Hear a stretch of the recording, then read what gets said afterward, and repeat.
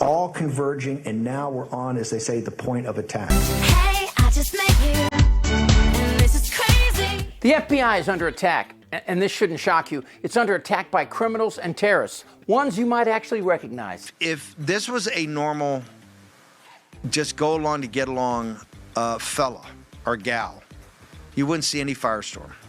You wouldn't see any firestorm.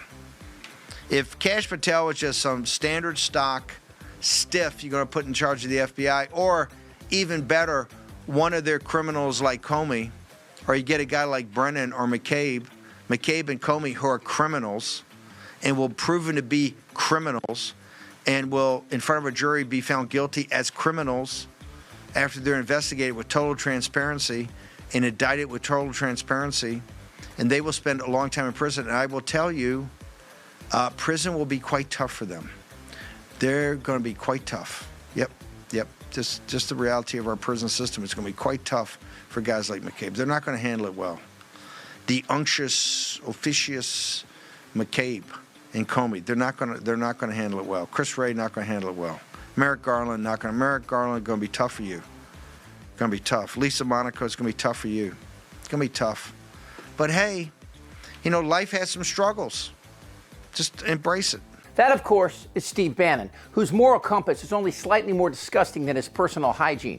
If you emptied out every porta potty after a Grateful Dead concert in August and shoved it inside a suitcase you found under a bridge and left it in the sun for 20 years, it still wouldn't stink as bad as this hump does every day. Who, by the way, just got out of prison, but not a real prison, where Bannon would have lasted 10 minutes before his bunkmate transformed him into J.D. Vance's sofa. I could keep a secret, bro. My lips stay shut. No, Bannon is a pissy little whiner who talks tough, but there's nothing there. And all I can say is strap in. This is what we have. Trump is a malignant sociopath, a mentally ill, brain-dwarfed, easily manipulated mope. And it's people like Bannon who have his ear, which is no surprise. Bannon kisses his ass and makes up conspiracies and crimes for Trump to bloviate. The Russia hoax! And Bannon threatening FBI officials with jail while he's in jail? Well, that's rich. McCabe and Comey, who are criminals. Okay, he can say it all he wants, but Comey was a director of the FBI when Trump asked him to stop the investigation into Russia's interference in the 2016 election. Interference that was not only verified by 17 U.S. intelligence agencies, but by England and France. So, fat boy, was the whole world out to get Trump? Well, when Congress subpoenaed Bannon and he refused to show, he was charged with a crime. We may have lost a battle here today, but we're not going to lose this war. In the closing argument, the prosecutor missed one very important phrase, right? I stand with Trump and the Constitution, and I will never back off that, ever. Now, those words that I stand with Donald Trump, that's actually a piece of evidence that came into this trial that the prosecution presented, that he had been saying that when he was refusing to comply with this subpoena, John. So what is the January 6th committee now saying about this conviction?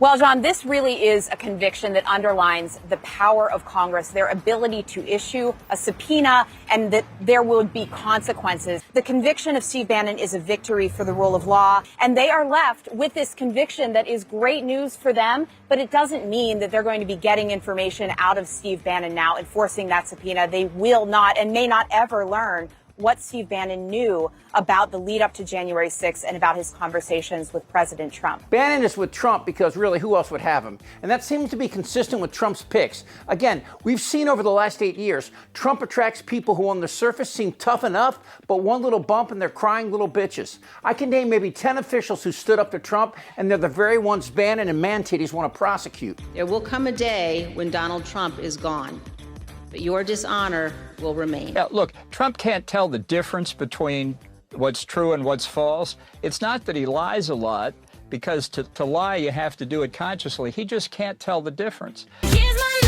In Trump's first administration, Bannon, who was never appointed or held any particular title other than a human trash compactor, actually sat in on National Security Council meetings. And in that role, Bannon actually called for the beheadings of Anthony Fauci and FBI Director Christopher Wray. And that's the second term. Second term kicks off with firing Wray, firing Fauci. Now, I actually want to go a step farther, but I realize the president is a kind-hearted man and a good man. I'd actually like to go back to the old times of Tudor England. I'd put the heads on pikes, right? I'd put them at the two corners of the White House as a warning to federal bureaucrats. You either get with the program or you're gone.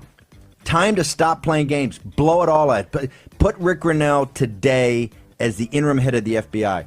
That'll light him up, right? You know what, Steve? Just yesterday there was the anniversary of the hanging of 2 Tories in Philadelphia. These were Quaker businessmen who had cohabitated, if you will, with the British while they were occupying Philadelphia. These people were hung. This is what we used to do to traitors. That's how you won the revolution. Nobody wants to talk about it. Revolution wasn't some sort of garden party, right? It was not. It was a civil war. It was a civil war. So let's compare. Bannon just said Fauci and Chris Wray should be beheaded, and Biden pardoned his son. But that's just your suggestion. You don't actually have any facts. But Bannon was just warming up. Let them call you racist. Let them call you xenophobes. Wear it as a badge of honor, because every day we get stronger and they get weaker. All right, so let's get this straight.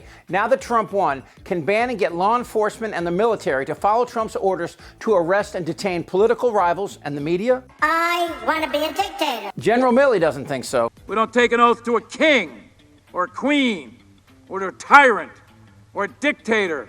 And we don't take an oath to a wannabe dictator. And that's why Bannon wants people like Kash Patel, who looks like whatever meds he's on are fully functional, and whose comments on the FBI sound like Bannon wrote them word for word. There is no choice in this election. The government gangsters and the fake news media are coming for our constitutional republic. They have used their unconstitutional means and their 2-tier system of justice and the deep state. What the fuck is wrong with you? I'd shut down the FBI Hoover building on day one and reopening the next day as a museum of the deep state.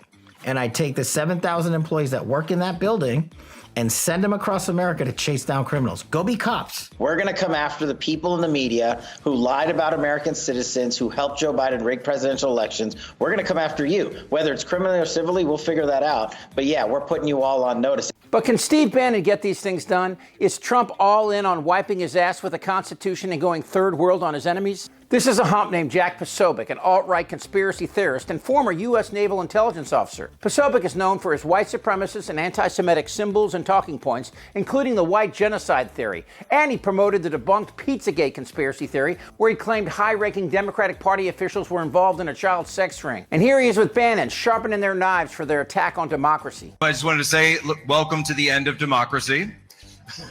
We're here to overthrow it completely. We didn't get all the way there on January 6th, but we will endeavor to get rid of it and replace it with this right here. We'll replace it with this right here. Amen. So are Comey and McCabe in danger? Well, look, all Comey did was refuse Trump's request that he bury the Russia investigation, the one that is still ongoing. Did you notice Putin saying Trump would be a great president for the U.S.? So let's start with Comey. Comey not only did his job, he followed the Constitution, the same one Trump wants to destroy. And then on Saturday, seemingly out of nowhere, called for the suspension of the Constitution. And Comey was fired because he wouldn't break the law. And Comey was fired because he wouldn't break the law. And in fact, when I decided to just do it, I said to myself, I said, you know, this Russia thing with Trump and Russia is a made-up story. McCabe testified that after Comey was fired as director of the Bureau, Deputy Attorney General Rod Rosenstein mentioned using the 25th Amendment to challenge Trump. Why? Well, how do you like your irony?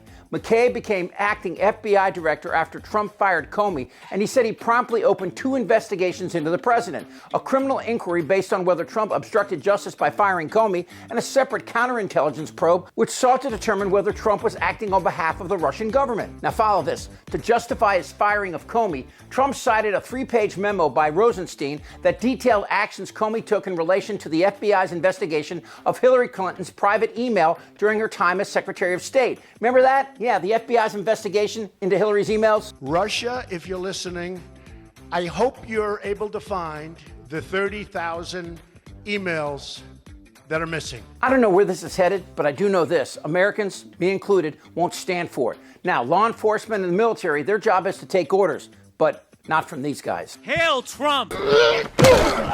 Damn right.